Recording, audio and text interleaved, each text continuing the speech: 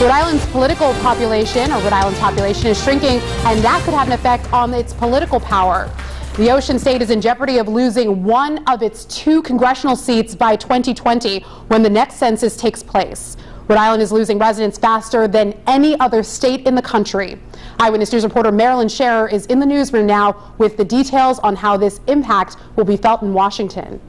The census report is still 8 years away, but if Rhode Island's population keeps shrinking, the impact on how we are represented in Washington may also be smaller.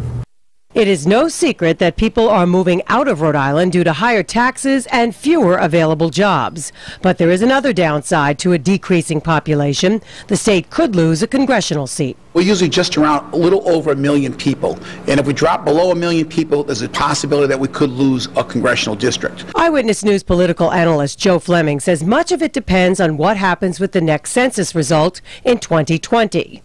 According to the most recent census figures, last July the state population was 1,051,302. Just 3 months earlier, in April, it was higher, so the state saw a decrease of 1,300 people in just a few months. Fleming says the population is moving in the wrong direction, and if that trend continues, Rhode Island, which only has 2 seats, would lose half its delegation in Washington, and that is significant. We've had people in Congress who have had very powerful positions. For example, Patrick Kennedy was on the Appropriation Committee.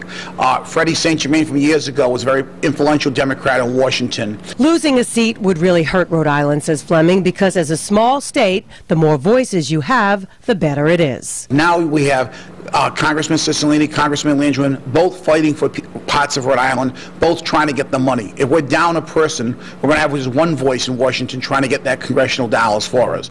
Fleming says there is little anyone can do. He says a lot of it depends on the economy and if the governor and other officials can improve the economy and motivate people to move here.